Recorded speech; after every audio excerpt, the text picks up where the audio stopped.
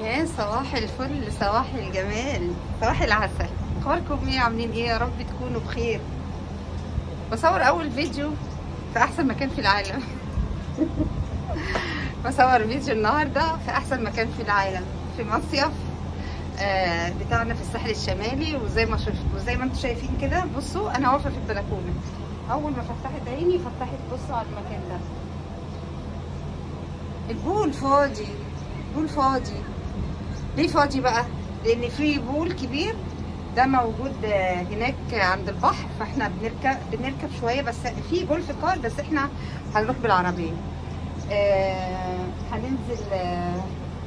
الناس كلها سوري يعني بتروح اللي هناك البحر الكبير يعني، سوري البول الكبير اللي عند البحر.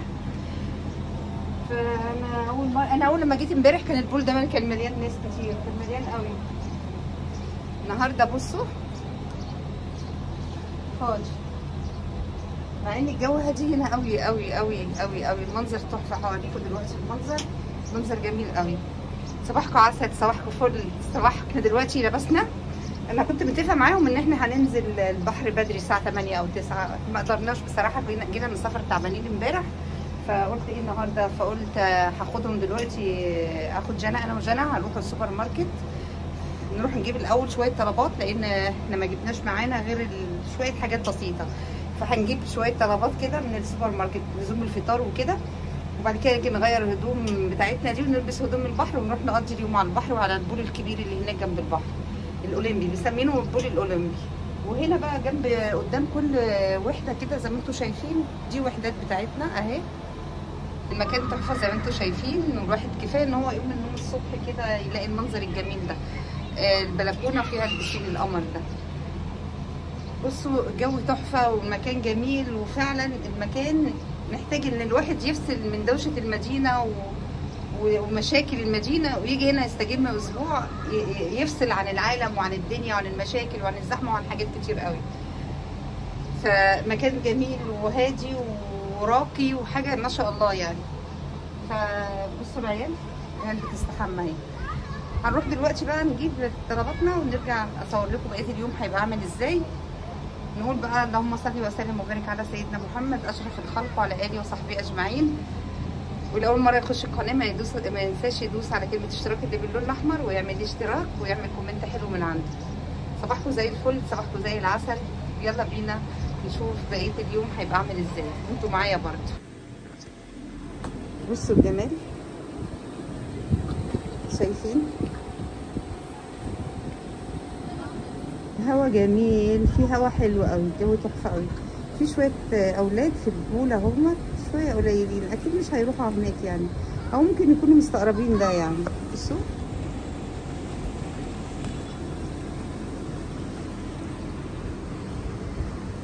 ده الطريق اللي احنا بنيجي منه من على البوابه. الطريق ده هو ده الطريق ده بنيجي من على البوابه منه ويجيب لحد هنا. بصوا الاماكن، بصوا قدام كل شاليه دور ارضي في قاعده كده في الجاردن بتاعته. بصوا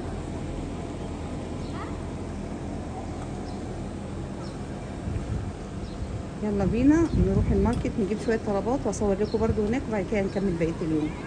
صباحكم زي العسل. ما تنسوش تحطوا لي لايك يا جماعه، لايك وكومنت حلو من عندكم. يلا بينا.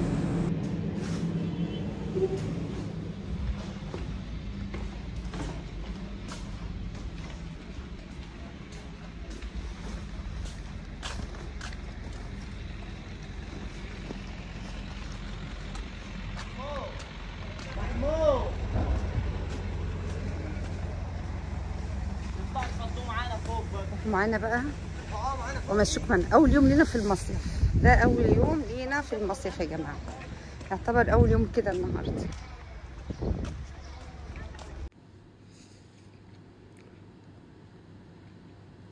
هنا ركبنا العربيه انا وجنى بقى في طريقنا الى السوبر ماركت، والسوبر ماركت قريب جدا من القريه يا جماعه.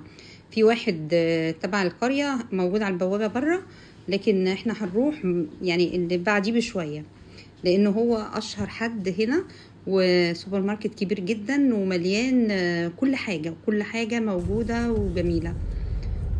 احنا واحنا ماشيين حبيت افرجكم برضو في شاليهات وفي فيلل وفي استوديو بيبقى ارخص لانه بيبقى اوضه واحده بريسبشن. فدايما الشاليه اللي هو الاستوديو ده بيبقى غالبا بيبقى دور ارضي يعني عامه.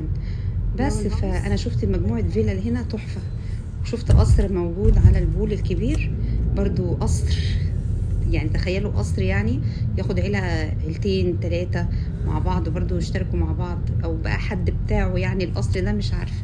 المهم ان كل حاجه متوفره، شاليهات موجوده اللي هم غرفتين بريسبشن ومطبخ وحمام، وبعد كده في الاستوديو اللي هو كان اوضه بصاله، بيبقى ارخص شويه تقريبا سعره بيبقى 4000 جنيه.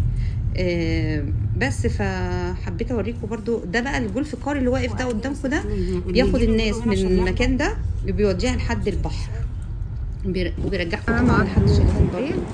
فكل حاجه متوفره ما تقلقوش، المكان حلو. اللي عايز يجي يكتب ماركت هنا ايه حاجه. ماشي اهو هنخش كده جوه ونقول لكم هناخد ايه. الله بتاع الفطير اهو، الانفوش اللي جوه اللي عندنا في مرسيليا هنا محمود الفور اهو. دخلنا الماركت الكبير بقى، يعني زي كارفور وفتح الله وزهران طبعا، فده يعني كبير وفيه كل حاجه يعني. وعايزه اقول لكم كل حاجه موجوده يعني، غير الماركت زي ما قلت لكم اللي موجود عند بوابه القريه، في ده بعديه بشويه قليلين قوي موجود فيه كل حاجه باسعار اي ماركت في الدنيا، باسعار كارفور، اسعار فتح الله. الشاي بنفس السعر، الرز، المكرونه. انا كنت نسيت اخد مكرونه معايا وانا جايه من البيت، فجيت لقيت المكرونه موجوده وبسعرها زي ما هو، باسعارها زي ما هي والله العظيم يا جماعه. ازازه اللبن برضو ب 52 جنيه ولا 51 جنيه اهيت، نفس السعر. في ثلاجه جبن فيها كل انواع الجبن اللي ممكن تتخيلوها في حياتكم، واللي شفتوها او اللي ما شفتوهاش، والمخللات طبعا كل حاجه بانواعها وكل حاجه متوفره. بصوا ما حسيناش ان احنا قاعدين في مكان بعيد ولا حاجه. قلت مش هجيب حاجه غير فطار، شويه جبن وخلاص، شويه جبن جايه عشان اجيب شويه جبن، وجايبه كل حاجه معايا يعني. انا ناقصنا حاجات الفطار بس. بصوا جانا عملت فيها ايه، شايفين؟ يلا بالهنا والشفا. مصيف بقى يا جماعه، مصيف، خليهم يتبسطوا، واهم حاجه ان احنا نبسطهم يعني. مش معقول هيبقوا جايين كل المسافه دي وكل الطريق ده وصارفين كل ده في الشاليه، مش هنصرف على الاكل والشرب يعني. يلا بالهنا والشفا.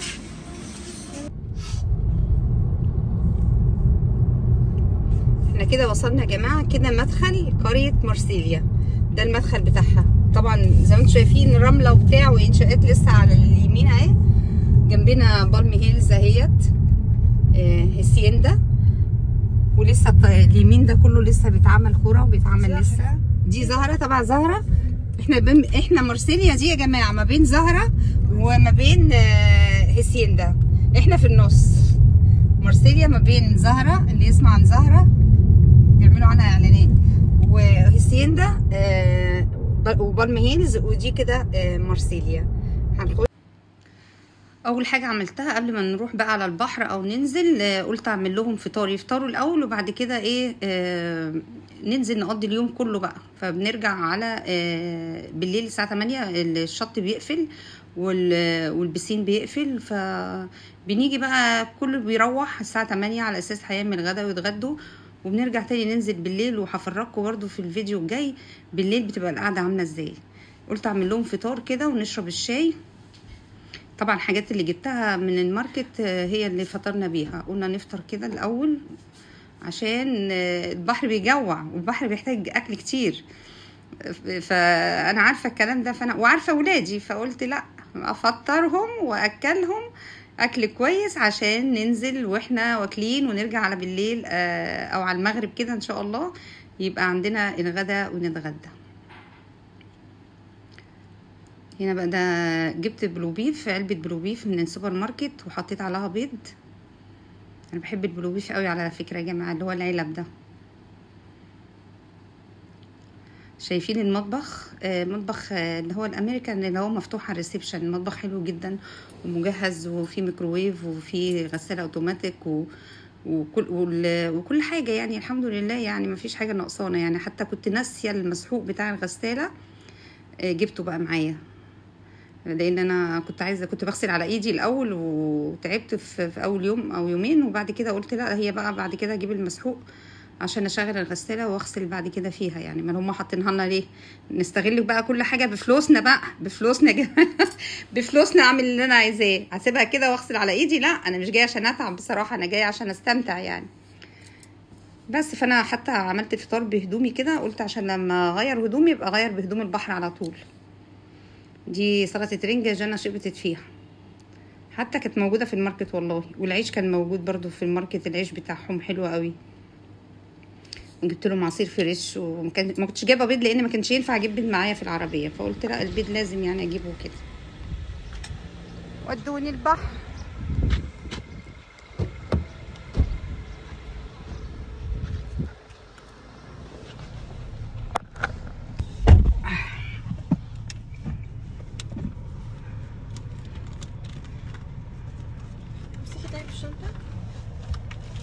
يا لهوي ديني على الشنطه، الشنطه دي ده هتتقطع النهارده، لسه جديده.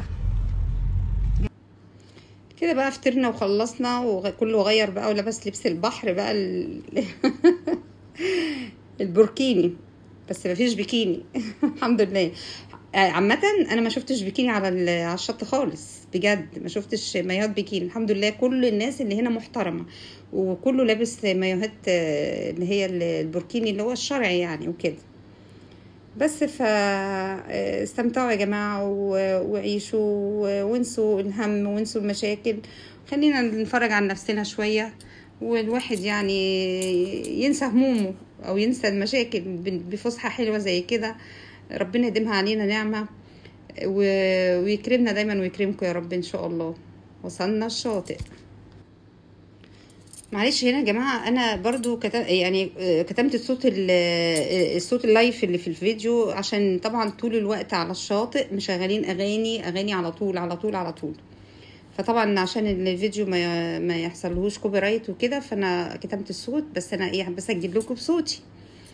هنا بقى دخلنا الشاطئ اللي هو البحر، شاطئ البحر. عامه في بول كبير جنب البحر وفي الشاطئ ده. في بعض القرى السياحية اللي موجودة في الساحل الشمالي الشط بتاعه لا يسمح بالنزول. يعني ايه لا يسمح بالنزول؟ يعني في مثلا سحب جامد، في موج عالي جامد، فالبحر بيبقى يعني ما ينفعش ان حد ينزل فيه. وفي بعض القرى بيبقى فيها البحر حلو، يعني ميته حلوة، الموج حلو، البحر هادي، ما فيهوش قلق، ما فيهوش سحب يعني وكده. الشاطئ ده من ضمن الحاجات اللي هي الشواطئ كويسه اللي بننزل فيها وبنستمتع جدا جدا جدا.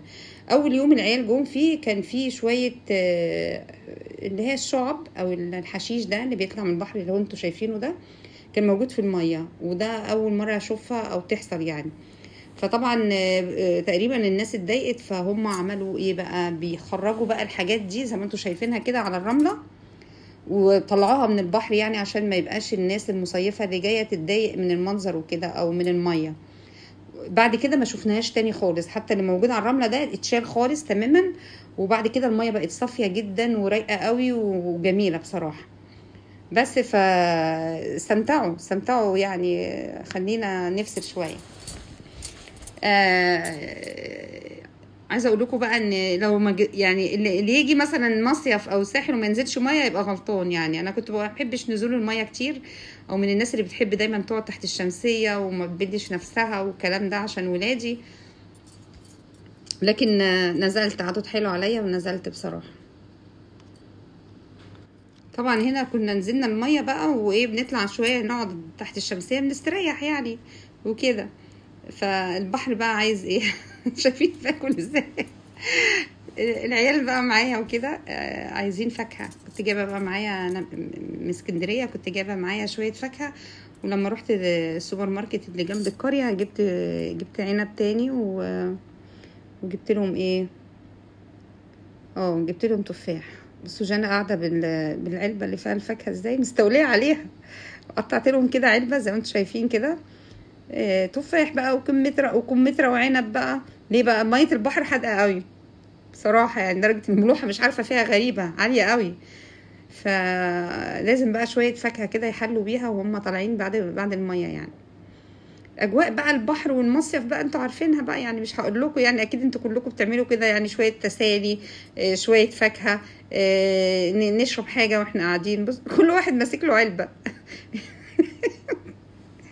مش كده والله العظيم، مش كده يا ولادي دول. حاطين بقى الكراسي، حاطين مكان كده اللي احنا واحنا داخلين شفتوه كده زي البراجولا، فيها مرتبه للي عايز ينام، اللي عايز يستريح. الكراسي البين باج محطوطه برضو على الشط، بحيث ان كل واحد عايز يقعد في مكان يقعد. ومشغلين بقى اغاني على طول على طول. الكافيهات بقى موجوده يعني على طول بصراحه. كل بتوع الكافيهات اللي موجودين في القريه او خارج القريه، والله العظيم يا جماعه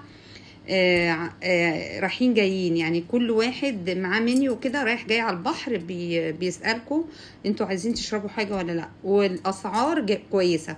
وهتشوفوا برضو في الفيديو الجاي وانا بشتري حاجات وبنشرب حاجات، الاسعار برضو يعني الايس لاتيه ولا الكابتشينو والايس كوفي، الحاجات دي رخيصة، يعني مش ب80 زي بره، ب80 85 ب90 كده. اللي هو جانا جابت اللي هو مش عارفه ايس لاتيه ولا كان حاجه تانية اهو. دي مثلا انا كنت جايبه كابتشينو، الكابتشينو كان بحاجه ب80، الايس لاتيه كان تقريبا ب110 120 حاجه كده يعني. فالاسعار حلوه، الاسعار جميله والله، ما لقيتش يعني اللي هي اوفر قوي زي ما بيتكلموا. ازازه الميه سمعت ان هي مش عارفه بيجيبوها ب 200 جنيه. لا طبعا ازازه الميه ب20 جنيه. انا شربت كابتشينو اهوت كان بحوالي 80 جنيه. اللي هي الكنزايه البيبسي او الكولا ب40 جنيه. فلا ما تقلقوش، والقريه حلوه، وزي ما قلت لكم الكافيهات كلها كل واحد رايح جاي على الشط يسألكوا تشربوا حاجة مع منيو، المنيو تبصي فيها وتشوفي الأسعار، ولا بياخدوا ضريبة ولا خدمة ولا الكلام ده، ولا في ضريبة ولا في خدمة بصراحة. فدي حاجة عجبتني. الواحد لما بيقعد في أي كافيه بره بيدفع ضريبة وخدمة فوق الحاجة، والحاجة بيبقى سعرها 120 مثلا. فالأسعار كانت كويسة جدا، والمكان تحفة والله العظيم يا جماعة. فاللي عايز يصيف يروح. زي ما قلت لكم الاستوديو ارخص كتير، والشاليه زي ما قلت لكم غرفتين، وكل غرفه فيها سريرين وايه تاني. الفيلل بقى دي بتبقى لها ناس بقى بيبقوا عائلات كبيره، وتبقى يعني عايزين يبقوا مع بعض وكده، فبياخدوا فيلا على بعض يعني.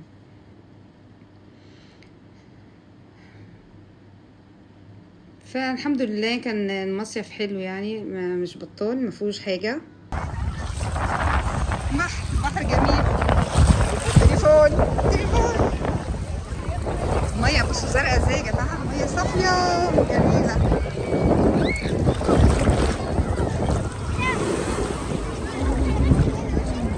زرع مصطفى ايه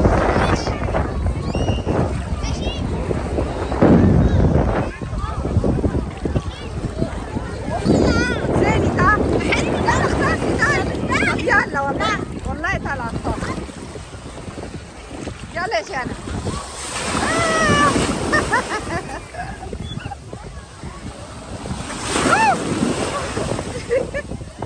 بس ارحم من المعموره بكتير، ده المعموره بصي كانت بتشقلطنا، ده كده ولا حاجه.